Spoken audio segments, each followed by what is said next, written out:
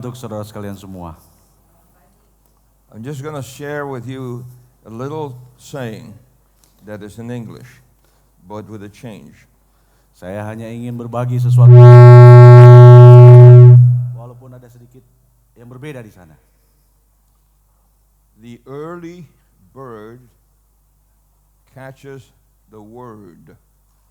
Awal mula daripada kehalahiran menangkap satu perkataan. In English, it normally says, Bird.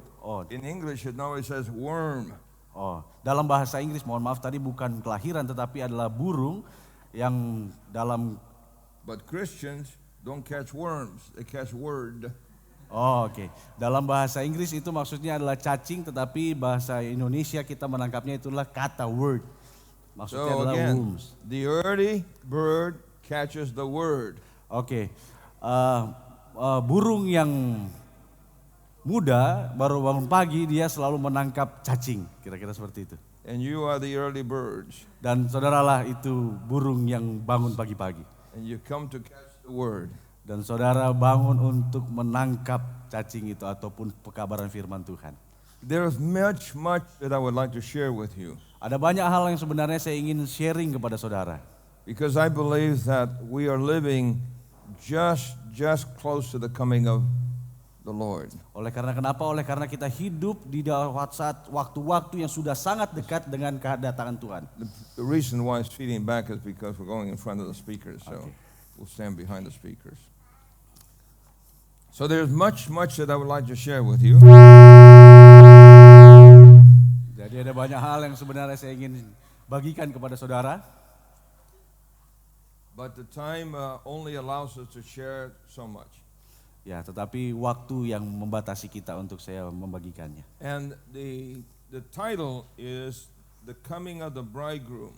Ya, dia punya judul adalah kedatangan daripada mempelai pria. So let's see if it comes up on the screen. Mari kita lihat di screen.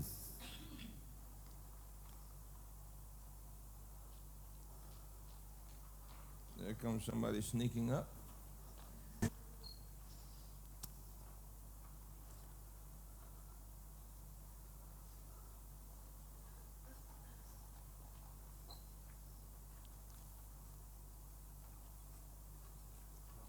Okay, there it is. Selamat.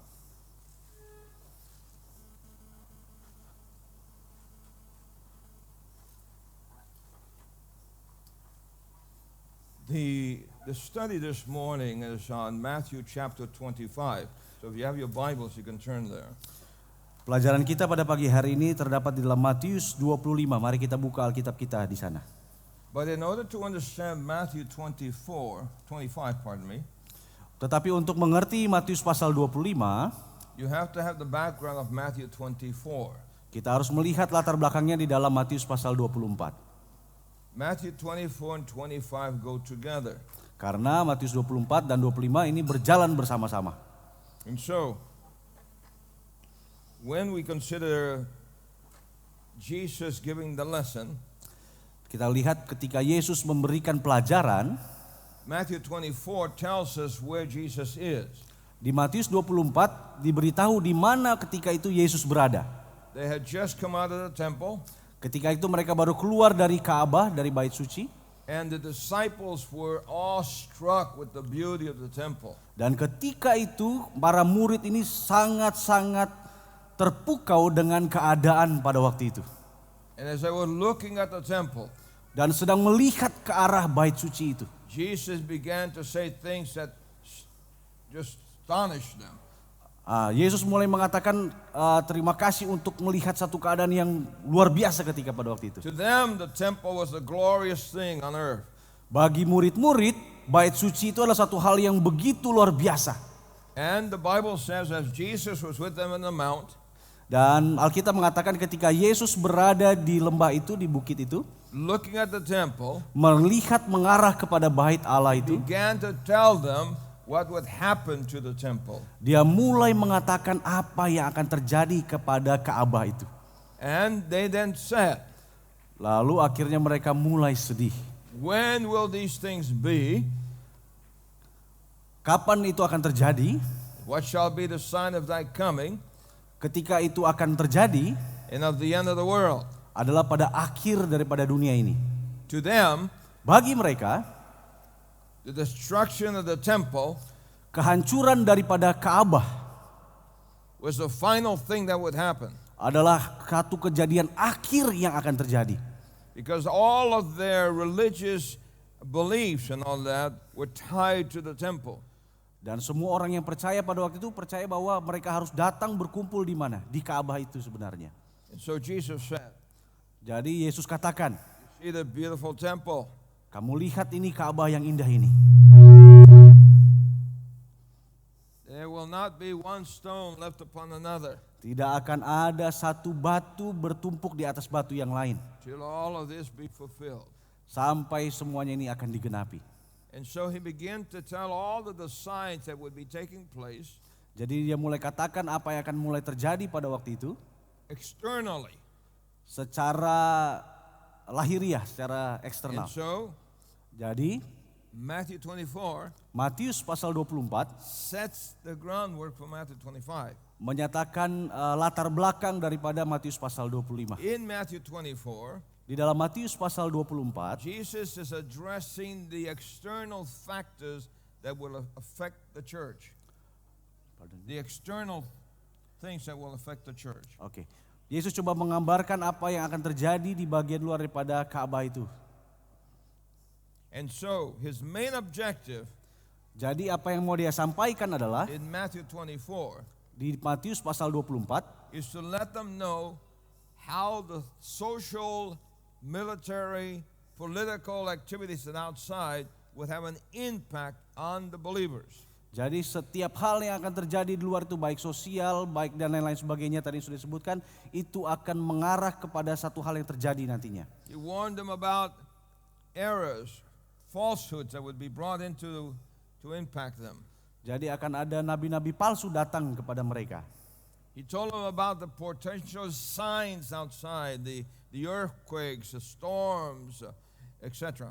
Dan hal-hal yang terjadi, tanda-tanda di alam akan terjadi. Gempa bumi dan lain sebagainya. And then he kind of sums it up with the illustration of Noah. Lalu dia ambil satu ilustrasi mengenai Nuh. And he says, Lalu as Yesus it katakan, happened in the days of Noah, apa yang akan terjadi ketika zaman Nuh, so it will happen when the Son of Man comes. itu pun pula yang akan terjadi ketika kedatangan anak manusia. So they were to watch for the signs, Jadi mereka akan melihat tanda-tandanya. the external signs. Tanda-tanda secara lahiriah. Those should be easy to see. Sehingga mereka dapat dengan mudah melihat hal tersebut. If you hear an earthquake, Jika saudara mendengar mengenai gempa bumi, nobody has to tell you there's an earthquake. tidak perlu ada orang yang katakan, ada gempa bumi. Is that true? Bukan begitu bukan? If there's a typhoon, Kalau ada angin topan, nobody has to tell you there's a typhoon. tidak perlu ada orang bilang, ada angin topan. Is that true? Bukan begitu? But all of these signs Tetapi semua tanda-tanda ini were a warning to the disciples. adalah satu peringatan kepada murid-murid Yesus. And so he was telling them, Itu sebabnya Yesus mengatakan ini kepada you murid-muridnya. better watch.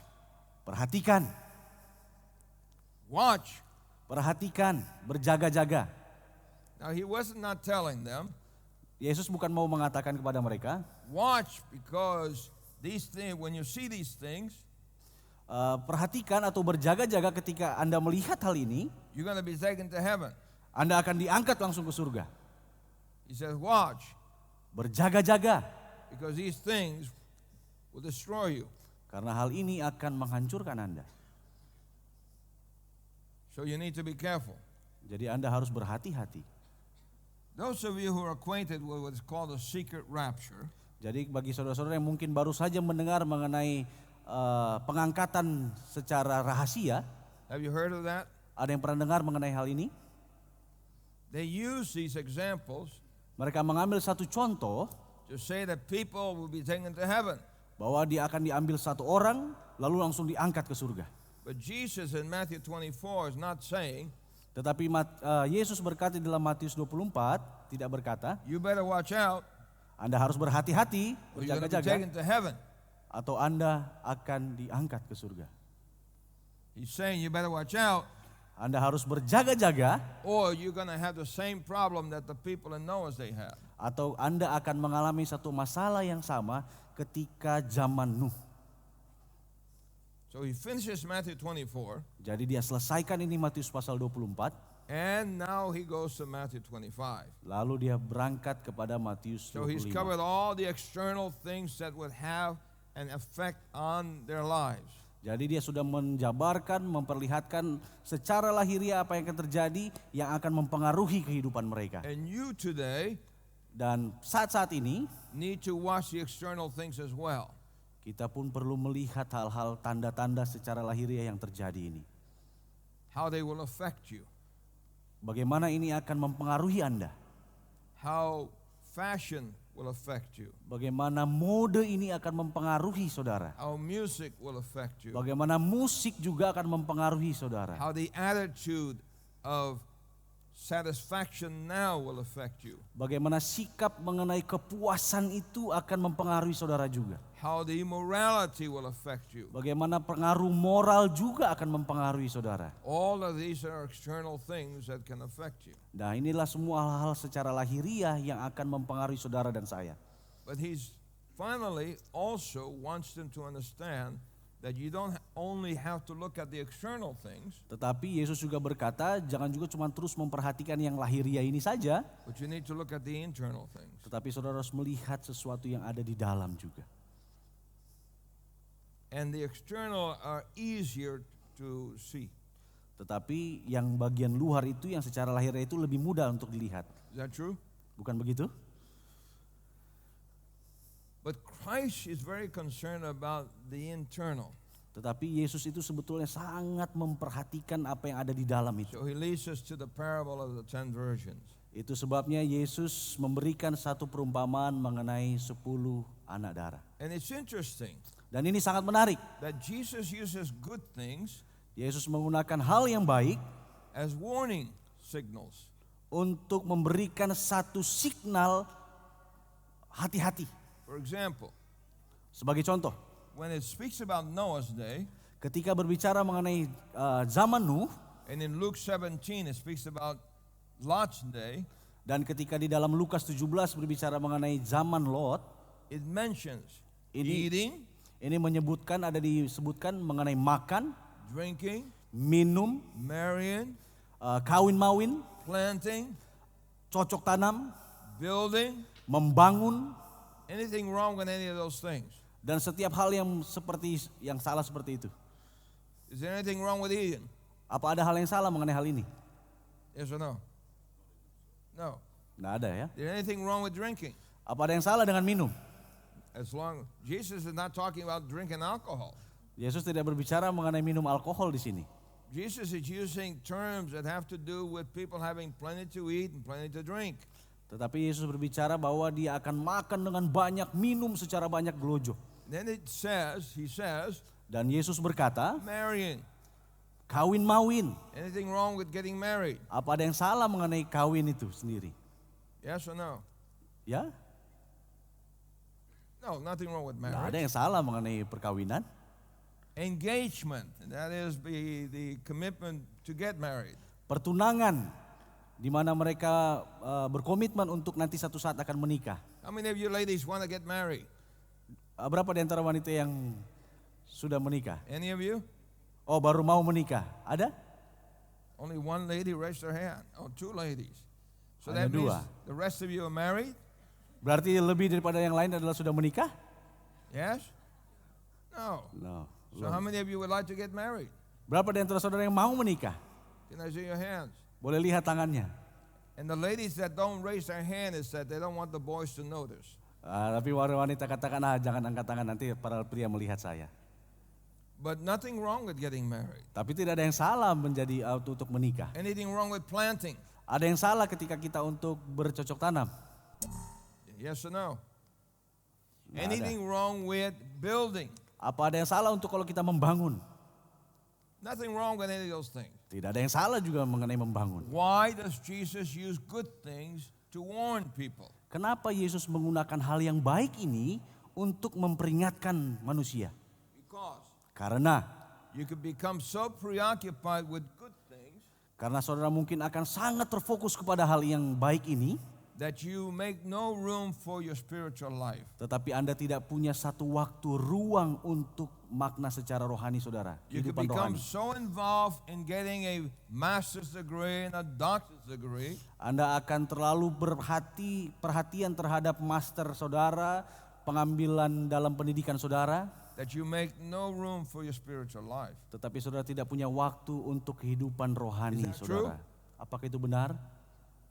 You can become a great builder Anda mungkin akan menjadi seorang pembangun yang luar biasa and be so involved with building a good building, dan sangat terlibat baik dalam pembangunan itu sendiri. but you make no time for your spiritual life. Tetapi Anda tidak punya waktu untuk kehidupan saudara, rohani saudara. You can become a good farmer Anda mungkin akan menjadi seorang petani yang baik, and plant the best gardens, menanam satu tanaman-tanaman yang terbaik. but you can become so absorbed in what you're doing Tetapi ini akan menarik perhatian saudara kepada hal tersebut, that you take no time for your spiritual life. sehingga saudara tidak punya waktu kepada kehidupan rohani saudara. So Jesus was addressing believers in Matthew 24. Jadi sebenarnya Yesus sedang membuka ini semua kepada seluruh umat-umat He percaya. was not addressing unbelievers.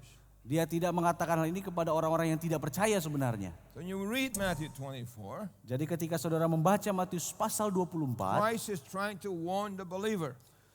Yesus coba memperingatkan kepada setiap umat percaya. Don't get so preoccupied with good things Jangan terlalu membuat perhatian saudara kepada hal-hal yang baik tadi, that you miss out in your spiritual life. tetapi saudara kehilangan waktu di dalam hal yang rohani. Does that make sense?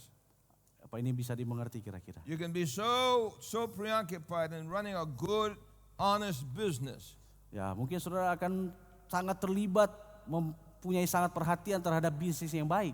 Christ was not concerned about Christians drinking and getting drunk, etc. Ya, Yesus tidak akan memperhatikan hal-hal yang seperti demikian, Because Christians don't do that. karena Kristus tidak melakukan hal tersebut. Is that correct? Bukankah begitu? Believers should not do that. Is that correct? Umat percaya seharusnya tidak melakukan yang seperti demikian. Christ was not concerned about believers being immoral. Ah, Immoral. He was not worried about people being crazy Yeah. about sex Yeah. and things like that. ya, Kristus tidak perhatikan kepada umat-umat Tuhan yang mereka hanya memperhatikan hal-hal yang tidak bermoral baik. Because the disciples were not into that. Karena sebetulnya murid-murid Yesus tidak harus ke sana perhatian He mereka. was talking to men who had already dedicated themselves to ministry. Tetapi dia berbicara kepada manusia supaya manusia itu mempunyai satu dedikasi terhadap pelayanan. And so the greatest danger that he saw Dan inilah satu penglihatan bahaya yang dia lihat di depan, was not the evil things, tetapi bukan mengenai satu hal yang jahat, but the good things tetapi dari hal-hal yang baik sebenarnya. that could become evil. Tetapi ini bisa menjadi satu hal yang jahat bagi kita. Does that make sense to you? Apa ini bisa dimengerti kira-kira? So that's why he leads now to Matthew 25. Itu sebabnya saat ini dia sedang membawa kita kepada Matius pasal And he 25. uses a wedding Dan dia menggunakan perkawinan as a warning. sebagai satu Let's peringatan. look at it. Matthew 25 verse 1. Matius pasal 25 ayat yang pertama. And the kingdom of heaven is likened unto 10 virgins which took their lamps and went forth to meet the bridegroom. Pada waktu itu hal kerajaan surga seumpama 10 gadis yang mengambil pelitanya dan pergi menyongsong mempelai laki-laki. 5 were foolish and 5 were wise. 5 diantaranya bodoh dan 5 bijaksana. Then they that were foolish took their lamps Gadis-gadis yang bodoh itu membawa pelitanya, and took no oil with them. tetapi tidak membawa minyak. But the wise took oil. Sedangkan gadis-gadis yang bijaksana itu membawa pelitanya dan juga minyak dalam buli-buli mereka. And while the bridegroom tarried, Tetapi karena mempelai itu lama tidak datang-datang juga, they all fell asleep. mengantuklah mereka semua lalu tertidur. And at midnight, Waktu tengah malam, there's a cry made, terdengarlah suara orang berseru, Behold, the bridegroom cometh. Mempelai datang, song-songlah dia. Go you out to meet him. Ya, Anda harus bertemu dengannya. And then verse 7, then all those virgins rose and trimmed their lamps. Ayat 7, gadis-gadis itu pun bangun semuanya lalu membereskan pelita mereka. And the foolish said to the wise, give us of your oil, for our lamps are gone out. Gadis-gadis yang bodoh berkata kepada gadis-gadis yang bijaksana, berikanlah kami sedikit dari minyakmu itu, sebab pelita kami hampir padam. But the wise answered, saying, not so, lest there be not enough for us and you. Tetapi jawab gadis-gadis yang bijaksana itu, tidak, nanti tidak cukup untuk kami dan untuk kamu. Go to them that sell and buy for yourselves. Lebih baik kamu pergi kepada penjual minyak dan beli di situ. And while they went, Akan tetapi pada waktu mereka sedang pergi untuk membelinya, the bridegroom came. datanglah mempelai itu. And they that were ready went in with him to the marriage. Dan mereka yang telah siap sedia masuk bersama-sama dengan dia ke dalam ruang perkawinan, And the door was shut. lalu pintu ditutup. Afterwards came also the other virgins, saying, Lord, Lord, open to us. Kemudian datang juga gadis-gadis yang lain itu dan berkata, Tuan, Tuan, bukakanlah kami pintu. But he answered and said, Tetapi ia menjawab, I know you not. Aku berkata kepadamu, sesungguhnya aku tidak mengenal Verse kamu. 13, Ayat 13. watch ye therefore, Karena itu berjaga-jagalah, for you know neither the day nor the hour wherein the Son of Man cometh. sebab kamu tidak tahu akan hari maupun akan saatnya. I've been to many weddings. Saya sudah datang ke banyak-banyak perkawinan. The last wedding I performed was in Guam a few months ago. Terakhir kali saya datang ke satu perkawinan adalah di Guam beberapa bulan yang lalu. Weddings are usually times of joy and happiness. Ya, mereka menggunakan waktu untuk berbahagia dan ya bahagia pada waktu itu. Is that true? Bukan begitu? How many of you have been to weddings? Any of you? Ada berapa orang yang pernah datang ke pernikahan? There's usually a lot of excitement and joy. And Ya, ada banyak hal yang menyenangkan, hal-hal yang sangat ya in biasa. Romania, Di Rumania, I've done some weddings there also. saya juga pernah datang ke pernikahan di sana. Very interesting. Sangat menarik. They, before the actual ceremony, Sebelum akan pemberkatan itu berlangsung, the bridegroom, the man, mempelai pria itu, is supposed to go and find his bride. dia akan mencari mempelai wanitanya. So he's supposed to go to the bride's house. Jadi dia harus pergi ke rumah mempelai wanita itu. And when he knocks on the door, Lalu dia akan ketok pintunya, the family open the door keluarganya akan membuka pintu tersebut. and say, what do you want? Eh, What do you want? apa yang kamu mau lakukan di sini? Well, I came to get my bride, he Oh, says. saya mau mendapatkan calon mempelai istri saya di sini. She's not here, Dia tidak di sini, but she is here. tetapi dia di sini. No, she's not here. Nah, sekarang dia tidak di sini lagi. I believe she's here. Ya, saya percaya dia di sini. And they go back and forth. Ya, terus begitu. And the family are trying to pressure him to give up. Keluarganya mencoba untuk menekan dia supaya dia ini apa? Dia ini menyerah. Terima kasih. But Tetapi he has to be determined. dia tetap berketetapan kuat. And finally, Dan- when they see that he really, really wants to get his bride, Dan ketika keluarganya ini melihat bahwa dia sungguh-sungguh ingin bertemu dengan mempelai wanita ini, they say to him, dia katakan kepada mempelai you pria don't ini, believe us? kamu tidak percaya sama kami? You go into the house and find her. Silakan masuk, cari saja di dalam rumah. So then he goes in, Lalu akhirnya dia masuk ke dalam. room to room to room to room. Dari satu kamar ke kamar yang lain. And finally she's in one of the rooms. Dan akhirnya benar dia tidak ada di dalam satu kamar pun. So then he grabs her, put her arm around his arm, Oke, akhirnya dia melipat tangannya ketika waktu itu. and they come out of the house. Ya. Oh, akhirnya bertemu, minta maaf. Akhirnya mereka bertemu dan dia lipat tangannya ini, And then they go out of the house. dan akhirnya mereka keluar dari rumah tersebut. And outside the house, Dan di luar rumah tersebut there's a band. ada sebuah band. And as soon as they step out, Segera setelah mereka keluar, the band begins to play the music. wah, band ini mulai memainkan musiknya. And as the band leads, Ketika band ini memandu lagu-lagu, bride and groom follow, lalu berjalanlah ini kedua mempelai tersebut and di the sana. family follow. Lalu keluarganya pun jalan. And finally, they come into the church. Dan pada akhirnya mereka datang ke gereja. And the bride and groom sit down. Dan kedua mempelai ini duduk. You know why they sit? Saudara tahu kenapa mereka duduk? Because the ceremony takes about an hour or 2 hours. Karena upacara pernikahan di sana memakan waktu 1 sampai 2 jam, saudara.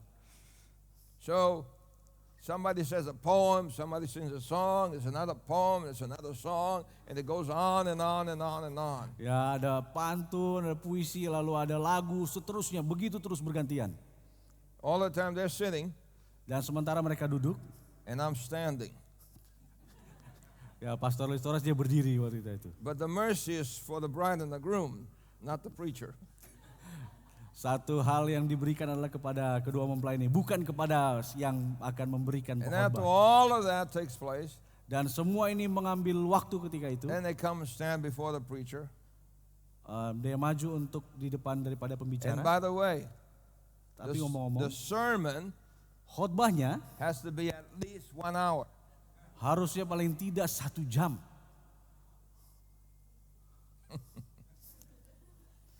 That's Romania. Ini di Rumania. And so, it is always a joyous occasion anyway. Ya, selalu ada hal-hal kejadian-kejadian yang membahagiakan. And that was what Jesus used to portray the warning. Nah, inilah yang Yesus gunakan untuk menggunakan satu hati-hati, warning. Because for the Christian, Karena untuk seorang for the Kristen, true Christian, seorang Kristen yang sejati, there are things in the world that don't attract them. adalah hal-hal dunia yang akan mungkin menarik perhatian mereka. Is that true?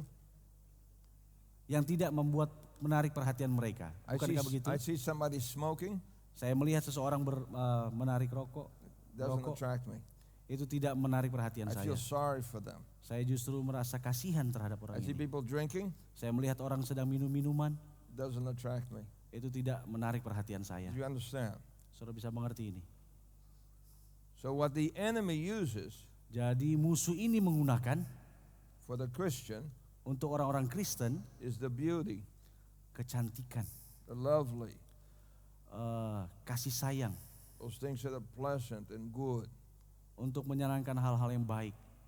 Reason is that even honey, Dan bahkan madu sekalipun, the Bible warns us Alkitab memperingatkan kepada kita, that honey is good, a little honey is good, madu yang dalam takaran yang cukup itu bagus. but too much honey is no good. Tetapi terlalu banyak juga menggunakan madu itu tidak baik. So let's go then through the wedding here. Mari kita lihat lanjutkan kepada The pernikahan Bible ini is sendiri. filled with marital language. Ya, Alkitab banyak kali menggunakan bahasa-bahasa pernikahan. John saw Jesus, John the Baptist saw Jesus and said, he's the bridegroom. Yohanes menggunakan melihat bahwa Yesuslah ini mempelai pria itu. And John himself Dan Yohanes sendiri considers himself the best man. menyadari bahwa dia adalah best man-nya. When they try to get him jealous, Ketika mencoba untuk mereka ini cemburu, John says, Yohanes mengatakan, I'm the best man. sayalah best man-nya dalam hal itu. Why should I be jealous? Kenapa saya harus cemburu? That's the whole reason why I'm the best man, is to be happy to see the bridegroom come. Ini justru menjadi alasan bagi saya untuk saya berbahagia melihat pengantin pria itu datang. You see, the best man in those days Jadi saudara bisa melihat pengantin pria pada waktu itu was responsible adalah bertanggung jawab to prepare the bride for the bridegroom. Untuk kedatangan daripada mempelai wanita. He had to make sure, Dia harus memastikan, because he was a best friend of the bridegroom, karena dia adalah sahabat baik daripada mempelai wanita itu. he had to make sure that this young woman Dia harus meyakinkan bahwa pemudi ini was going to be a good wife. akan menjadi seorang istri yang baik. So he made sure that she knew how to cook, Jadi dia harus pastikan bahwa dia bisa ini memasak, that she knew how to wash, bagaimana dia bisa mencuci. that all the things that the woman needed to know that she knew. Ya, semua hal yang perlu diketahui oleh seorang wanita dia harus tahu. So when his friend came to marry her, Jadi ketika orang ini mau menikahinya, he was proud that he had done everything possible to make sure that he was preparing the girl for his best friend. jadi dia sangat bangga oleh karena wanita ini sangat mempersiapkan diri untuk pernikahan tersebut. And so John said, I'm rejoicing that Jadi he's come. Yohanes katakan, saya berbahagia oleh karena Yesus akan datang. And so there's much marital language in the Old Testament as well as the New Testament. Jadi di dalam perjanjian lama ada juga banyak bahasa-bahasa mengenai perkawinan juga digunakan. And then he told a story, Lalu dia menceritakan sebuah kisah. and by the story illustrate the spiritual condition. Melalui kisah ini menggambarkan bagaimana keadaan rohani There are 10 sebenarnya. virgins. 10 anak darah. And the number 10 is important in the Bible. Dan angka 10 ini sangat penting di dalam Alkitab. There were 10 patriarchs. Ada 10 bapak-bapak. So if you count from Adam to Abraham, there are 10 patriarchs. Dari Adam Or sampai to dengan Noah, there are 10 patriarchs. dari Adam sampai dengan Nuh itu ada 10 bapak-bapak.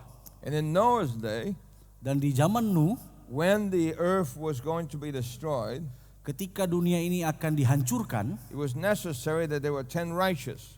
jadi ini memerlukan juga 10 kebenaran. But there were not 10 righteous. Tetapi mereka tidak mendapatinya. There were how many? Tetapi ada berapa? 8 righteous.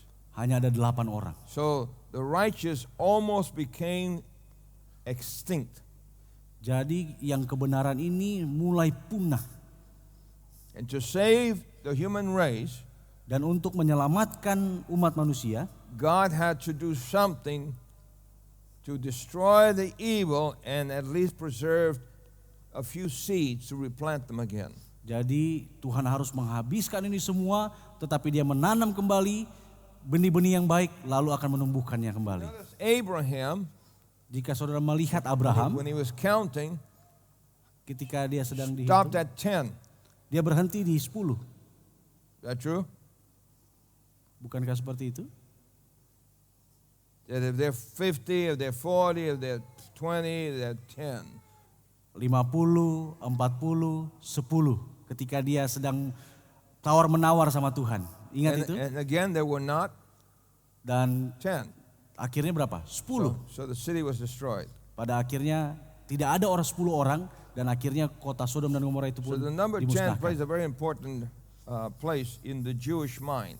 Jadi angka 10 ini adalah satu angka yang sangat penting di pemikiran orang-orang Yahudi ketika itu. Today, Hari ini a Jew cannot worship in a synagogue unless they are 10 men.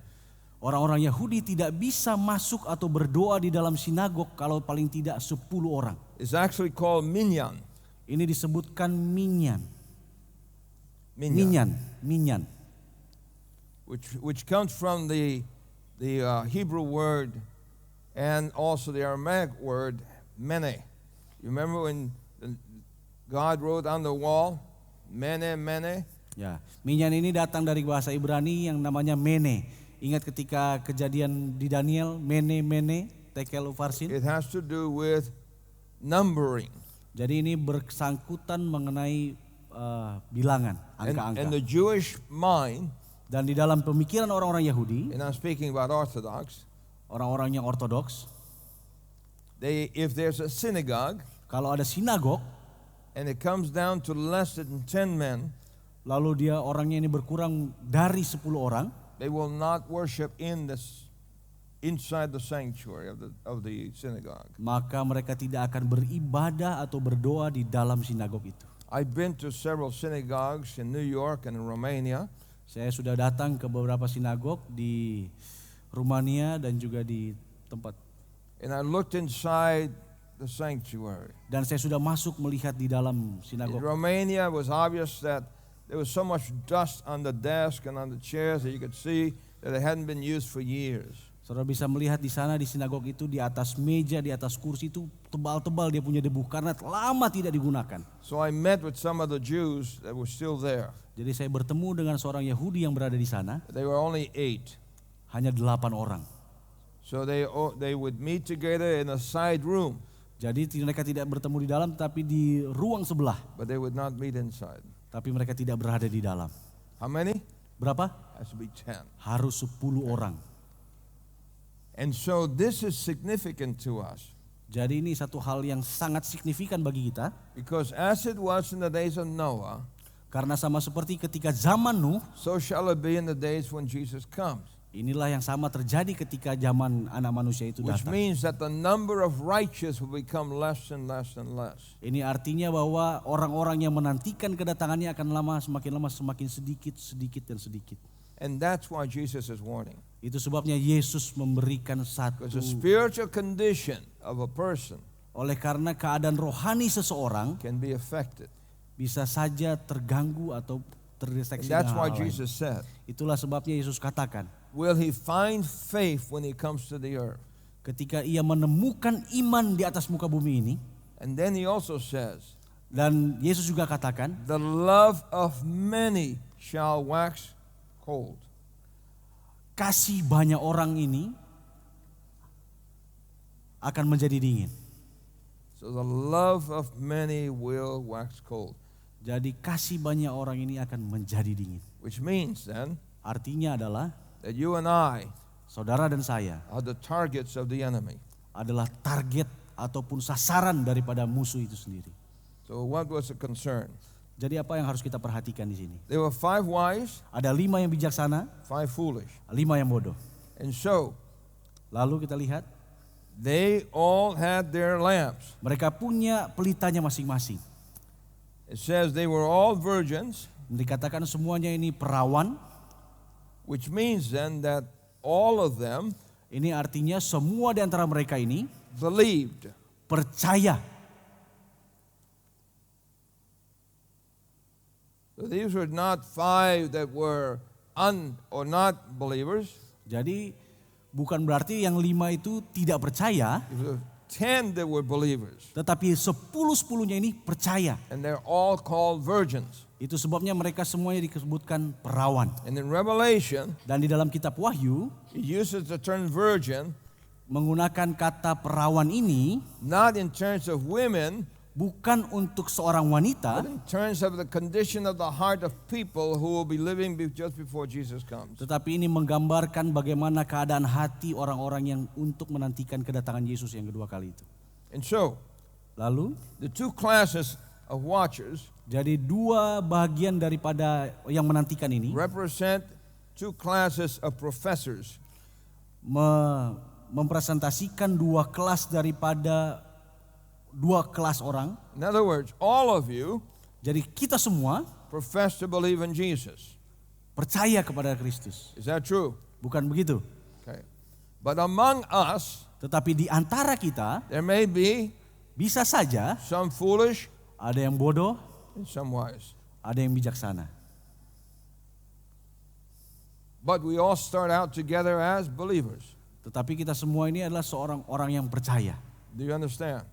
Saudara bisa mengerti ini kira-kira? By the lamps, Dengan pelita ini, it represents the Word of God. ini mempresentasikan firman Tuhan. So you can ask any Christian, Jadi saudara bisa tanya banyak orang Kristen, do you believe in the Word of God? apakah saudara percaya firman Tuhan? And what would they say? Apa yang mereka katakan kira-kira? Yes. Ya. You ask any Orthodox Jew, do you believe in the Moses, etc.? Kalau saudara tanya kepada orang Yahudi, apa saudara percaya kepada Musa dan lain sebagainya? And what do they say? Apa yang dia akan katakan? Yes. Ya. Okay.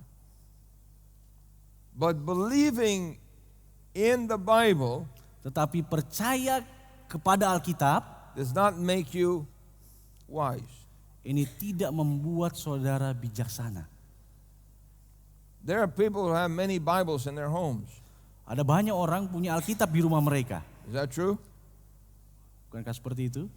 But many people have the Bible in their home as some magical charm that protects them from harm and evil. Ya, tetapi mereka banyak kali di rumah-rumah itu hanya untuk sebagai alat-alat jampi-jampi supaya menjauhkan dari banyak-banyak setan atau kejahatan. But the purpose of the Bible Tetapi tujuan daripada Alkitab is itu to sendiri, allow it to do something inside. tetapi mengizinkan kita untuk melakukan sesuatu dari dalam. So Jadi, they had the lamps mereka punya pelita, and they had the vessels.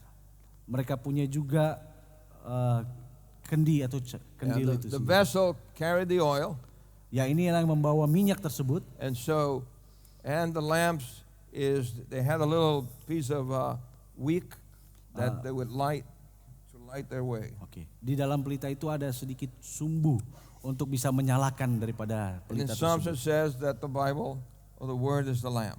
Ya, itu sebabnya Alkitab mengatakan bahwa lampu itu atau pelita itu adalah firman The oil Tuhan. symbolizes the Spirit of God. Minyak itu menggambarkan Spirit of God.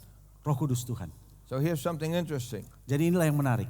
You can read the Bible, Saudara bisa baca Alkitab, but without the Spirit of God, tetapi tanpa kuasa Roh Kudus, you will not arrive at the right understanding. Anda tidak akan berada di dalam pemahaman yang benar. I can tell you I've met many people who have read the Bible from cover to cover, Saya bisa katakan kepada saudara, ada banyak orang sudah membaca Alkitab dari awal sampai akhir. but all it's been is information. Tetapi itu hanya untuk menjadi sekedar informasi And the baginya. purpose of the Word Tetapi tujuan daripada firman is a itu, great transformation. tetapi membuat satu transformasi Do you kehidupan. understand? Saudara bisa mengerti Right. ini. So, Jadi, while the bridegroom tarried, ya ketika pengantin wanita itu, pengantin pria itu datang, today, hari ini many of us banyak di antara kita have grown up in Christian homes. bertumbuh besar dari keluarga-keluarga Kristen. Is that true? And you Bukankah probably seperti have heard your grandparents saying, Atau mungkin saudara juga pernah dengar opa oma saudara mengatakan, Jesus is coming soon, Yesus akan datang segera. but they have died. Tetapi mereka sudah meninggal. You've heard your parents say, Saudara dengar orang tua saudara katakan, Jesus is coming soon. Yesus segera datang. And then you say, Lalu akhirnya saudara katakan, Jesus is coming soon. Yesus segera datang. So how soon is soon? Jadi seberapa segera itu segera? You understand? Saudara mengerti gitu. So what happens is that there are people who are believers who begin to question whether or not he's actually coming. Nah, yang menjadi masalah di sini adalah ada orang-orang Kristen yang mulai mempertanyakan seberapa cepat ini But segera datang I ini. want you to understand this. Tapi saya rindu Anda mengerti hal ini. The preaching of the second coming of Christ Mengkhotbahkan mengenai kedatangan Yesus yang kedua kali, have been predicted yang sudah diprediksikan, even from the seventh from Adam. bahkan The seventh person from Adam, Enoch. dari Henok sampai dengan, dari Adam sampai dengan Enok. Orang pertama sampai dengan yang ketujuh. If you look at Enoch verse 14, Kalau saudara membuka di dalam Kejadian pasal that's 14. Jude verse 14. Judas 14. It says, behold, Enoch, the seventh from Adam, prophesied of these things. Nah, bisa lihatlah Henok, orang-orang yang akan menubuatkan hal-hal seperti ini. In other words, Enoch preached the second coming. Dengan kata lain, Henok pun memberitakan mengenai kedatangan kedua kali. Abraham believed in the second coming. Abraham juga percaya akan kedatangan kedua Job kali. believed in the second coming. Yoab juga percaya. Ayub juga percaya kepada In kedatangan fact, it Yesus kedua says kali. in Job 25, that, 19, verse 23, 24, and 25, it says that Job says that he is waiting for his Redeemer, which shall stand upon the earth in the latter days. And after his word, his body gets destroyed, yet in his flesh shall he see God. Oke. Di dalam Ayub pasal 19, 24, 25 dia juga memperhatikan bagaimana menggambarkan akan ada orang yang ke Yesus datang kedua kali ketika di dalam pemaparan tersebut. Isaiah believed in the second coming. Yesaya David juga believed in the percaya. second coming. Daud juga percaya mengenai Second kedatangan coming has Yesus been kedua kali. believed and preached about for centuries and centuries and centuries. Jadi kedatangan Yesus kedua kali ini sudah dikhotbahkan beratus-ratus tahun yang lalu. So understand this. Jadi mengertilah hal ini. You and I live how long? Saudara dan saya hidup berapa lama kira-kira? Maybe 100 years. Mungkin 100 tahun? My father just died, Ayah saya baru saja meninggal. and he was 4 months from being 100. 4 bulan lagi sudah mau 100 tahun. So maybe Jadi mungkin you can live 100 years. saudara akan hidup sampai 100 tahun. But how long is 100 years? Tapi berapa lama ini 100 tahun? It's short, Sangat pendek. isn't it? Bukankah begitu? I mean, those of us who are getting white hair Ya, berapa di antara kita ini sudah mendapatkan rambut-rambut putih? begin to look back, Melihat lagi ke belakang and we wonder, dan kita berpikir-pikir, where has the time gone? kemana ini waktunya pergi begitu cepat? Those of you who are younger, Ada orang-orang yang lebih muda lagi, You're wishing that the time hurry up, Berharap supaya waktunya berjalan dengan lebih cepat. right? When you're young Ketika saudara masih muda and they ask you, dan mereka bertanya kepada how old saudara, are you? umur berapa saudara? How many of you say, Berapa di antara saudara I'm katakan, 6.5? saya 6,5. Any of you? Ada di antara saudara? Yes? So you're anxious to get older. Jadi saudara ingin supaya saudara ini lebih cepat tua. But when you get on my side, Tetapi ketika saudara sudah mencapai umur seperti Pastor Luis you're Torres, anxious to get younger. saudara rindu untuk menjadi lebih muda. Okay, time is just like that. Ya, waktu itu jalan dengan sangat So cepat the seperti itu. scripture uses the term soon Jadi Alkitab menggunakan kata segera ini in relationship to your life. dengan satu tujuan, dengan satu maksud kepada Be ye hidup saudara. ready, Bersedialah because you do not know when you're going to die. karena saudara tidak tahu kapan saudara akan meninggal. You can think that you're going to live for a long time. Saudara mungkin bisa berpikir saya akan hidup lama, You leave here, saya hidup seperti itu, it's an accident, lalu terjadi kecelakaan, you're gone. saudara sudah mati. So Jesus wants to secure that you're with him forever. Jadi Yesus inginkan memastikan bahwa saudara bersama dengannya selama-lamanya. And in order to do that, Dan ia rindu kita melakukan there hal must be an tersebut. internal spiritual preparation. Dan kita mempunyai satu persiapan rohani yang baik. The 5 foolish slept. Kelima orang yang bodoh itu tidur. In other words, they believed in the Bible, Mereka percaya kepada Alkitab, but they did not have a living relationship with their Lord. tetapi mereka tidak punya hubungan yang hidup dengan Tuhan mereka. So the connection between them and God, Jadi hubungan antara mereka dengan Tuhan at some point got broken. pada waktu-waktu tertentu ini rusak, tidak ada hubungan itu. Something happened Ada sesuatu yang terjadi that when the bridegroom came, ketika mempelai pria itu datang, they were not ready. mereka tidak siap.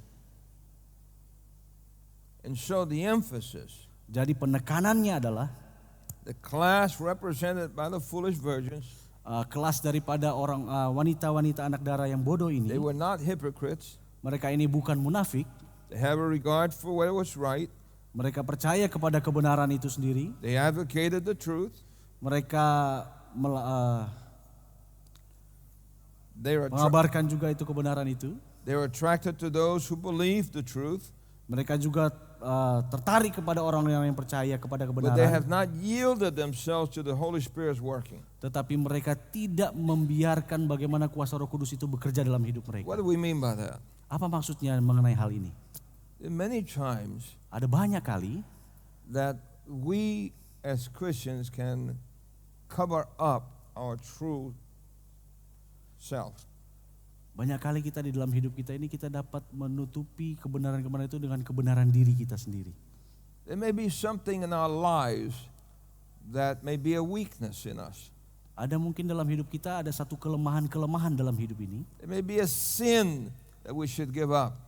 Mungkin ada dosa yang membuat kita ini menyerah. We may have pride of opinion, so we are not willing to give up what we want to hang on to. Atau juga punya argumen-argumen yang bisa dibanggakan sehingga kita ini menjadi congkak di dalamnya. And the Spirit of God Sehingga kuasa Roh Kudus Tuhan itu may be impressing you that you need to change that. You need to give it up. You need to surrender it. memberikan satu pengaruh supaya saudara ini menyerah kepada kuasa itu, kepada kuasa Tuhan. But sometimes human pride is difficult to deal with. Tetapi kesombongan diri ini, kesombongan manusia ini Is that membuat true? itu sulit untuk berserah sepenuhnya kepada kuasa Roh Kudus Tuhan. Sometimes things that we really like, we don't want to give up. Kadang-kala kita juga tidak mau menyerah. And sometimes we use religion as a cloak for what we want to hang on to. Kita menggunakan agama ini untuk saya berpegang kepada satu hal. The Spirit of God works on us, Kuasa Roh Kudus Tuhan ini sedang bekerja di but dalam we are kita. unwilling to change or to give it up. Tetapi kita tidak mau menyerah kepada kuasa ini. You know what that is in your own life. Saudara yang tahu apa yang terjadi dalam mengenai hal tersebut di dalam saudara hidup sendiri. Saudara. Sometimes you go over it and over it and over it and over again. Sometimes you want to get rid of it, but you don't seem to have the strength to get it out. Mungkin hal ini terjadi terus berulang kali, tapi saya tidak bisa sampai memberikan hal ini kepada kuasa Roh Kudus But Tuhan. the Spirit of God Tetapi kuasa Roh Kudus Tuhan still works and wrestles with us. senantiasa terus bekerja di dalam hidup ini. But there comes a time Tetapi akan tiba waktunya when the Spirit of God just lets you alone. di mana kuasa Roh Kudus Tuhan ini akan membiarkan Anda sendiri.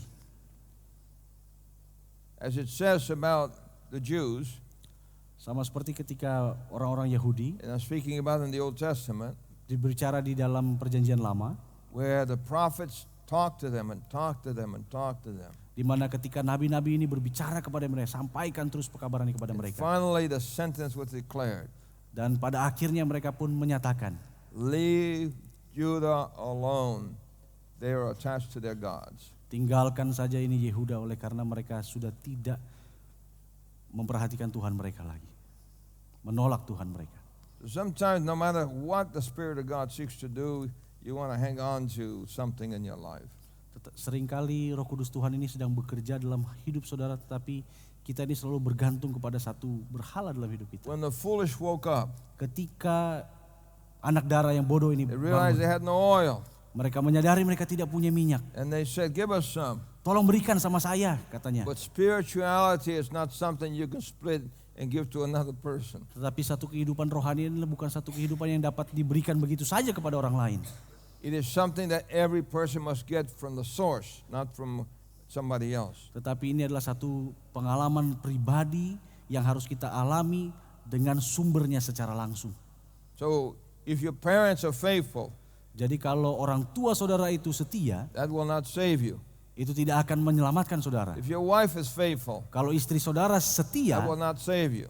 itu tidak akan menyelamatkan If your saudara. husband is faithful, Kalau suami saudara setia, that will not save you. itu tidak akan menyelamatkan saudara. If you're in a good church, Kalau saudara berada di gereja yang that baik, will not save you. itu tidak akan menyelamatkan saudara. It's your own connection through the Spirit of God to God that will save you. Tetapi melalui hubungan yang terus-menerus Anda secara pribadi dengan Tuhan, itulah yang akan And menyelamatkan. the danger many times Dan ada bahaya banyak kali is to feel that we have the right doctrine.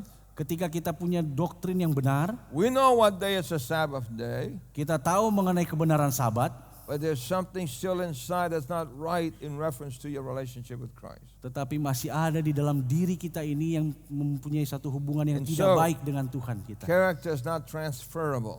Jadi karakter ini bukan satu hal yang bisa ditransferkan kepada orang lain. Somehow these foolish girls Entah bagaimana anak darah yang bodoh ini believed percaya that they had sufficient preparation.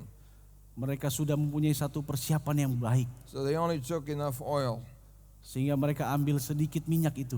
but they did not anticipate that there would be a waiting. Tetapi mereka tidak menyadari bahwa mereka harus menunggu sampai waktu yang cukup lama. And Jesus is coming. Dan ketika Yesus datang, But some of us ada beberapa may di not antara kita anticipate tidak mengantisipasi that there's a delay. ada penundaan di sana. We must not allow ourselves Kita tidak boleh membiarkan diri kita to become spiritually careless.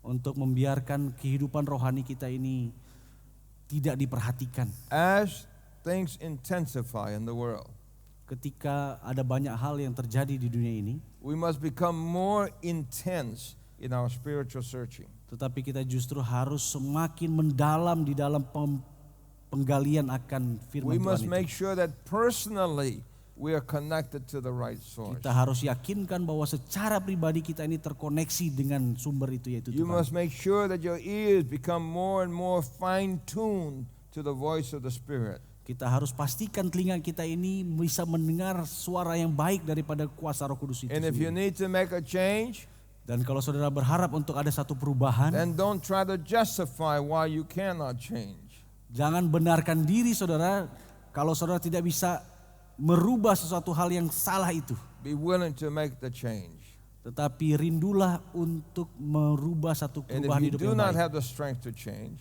Kalau saudara tidak mempunyai kekuatan untuk merubah, then admit it. Akui And then ask for strength from God. dan mintalah kekuatan daripada Tuhan. The Spirit of God never convicts you of something Kuasa Roh Kudus Tuhan itu tidak pernah without meyakinkan providing the power for you to accomplish it. tanpa memberikan satu kuasa kepada saudara untuk dapat melakukannya. I'll give you one illustration. Saya berikan satu ilustrasi. I had just met my wife. Saya baru saja bertemu dengan istri saya. I was so in love with her playing violin.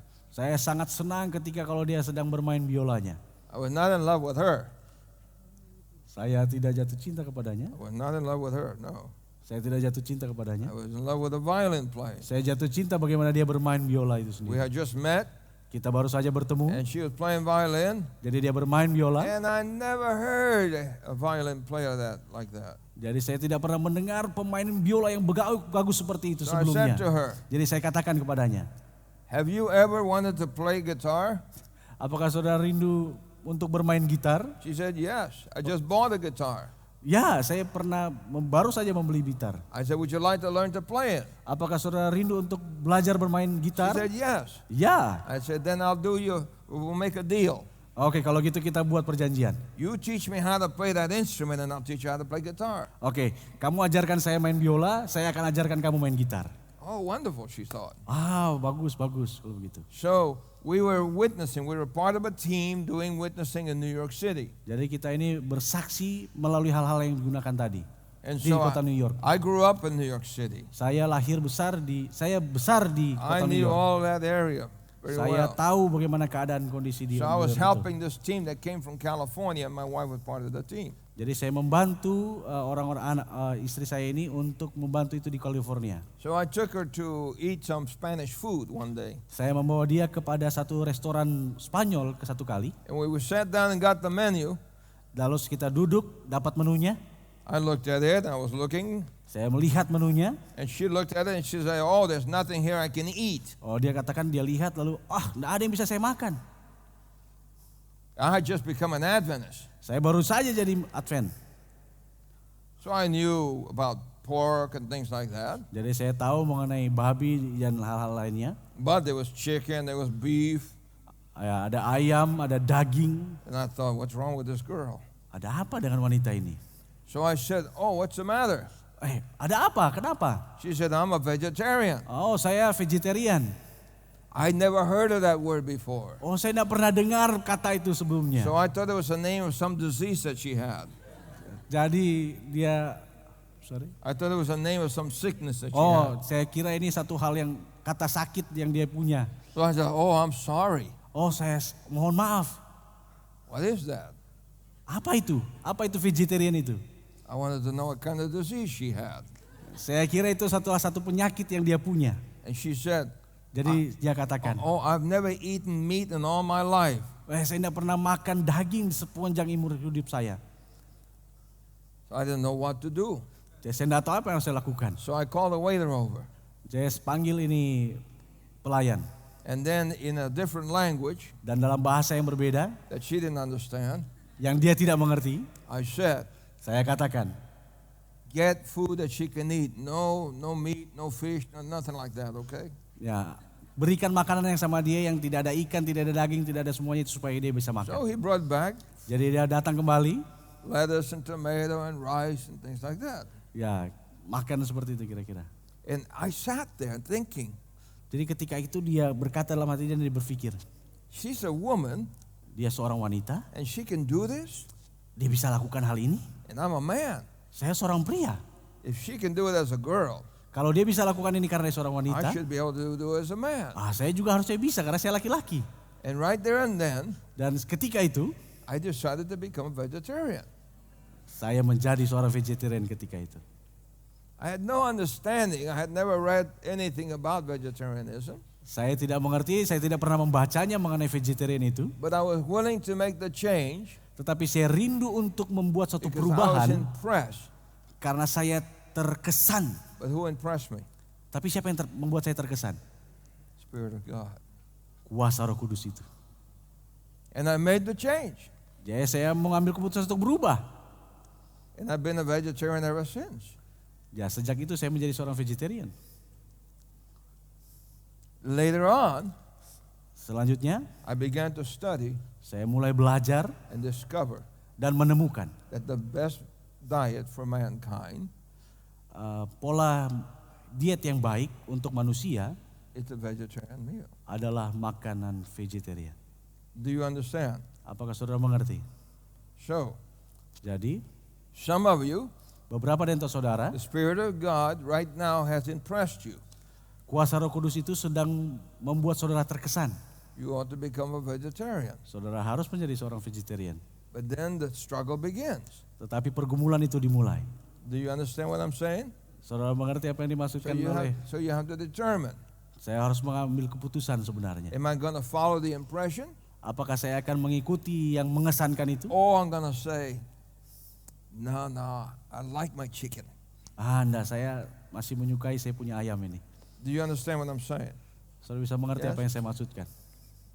God's Spirit Kuasa Tuhan works on the inside bekerja dari dalam to change us untuk mengubah kita so we can become what He wants us to be. sehingga bisa membuat seperti apa yang Dia inginkan bagi kita. And we ought to yield to the Spirit of God Kita harus bergantung kepada kuasa Roh Kudus Tuhan as itu He reveals things to us, ketika Dia sedang mengungkapkan hal itu kepada so kita. that our hearts Sehingga hati ini can be like the heart of Christ. bisa menjadi seperti Kristus. I delight to do Thy will.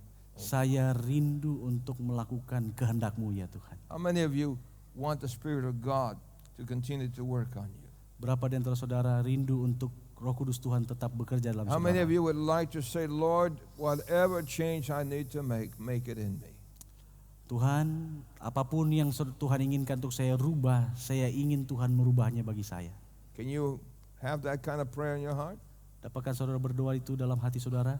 Remember, Ingat, you need the oil all the way until the end. saudara membutuhkan minyak itu sampai dengan pada akhirnya. So God will continue to change you and change you and change you Jadi Tuhan akan terus mengubah saudara, mengubah dan mengubah saudara. until midnight Sampai pada tengah malam. when the call is made. Ketika seruan itu, Behold, lihatlah the bridegroom is here. mempelai itu datang. Let's pray. Mari kita berdoa. Father, Bapa, help us tolong kami not to fight against your Spirit, tidak untuk melawan kuasa Roh Kudus-Mu, but to make whatever changes you want us to make. tetapi kami mau mengikuti apapun yang Tuhan inginkan untuk kami berubah. Fill us with that holy oil. Isi kami dengan minyak tersebut. We pray it in Jesus' name. Di dalam nama Tuhan Yesus Amen. kami berdoa. Amin.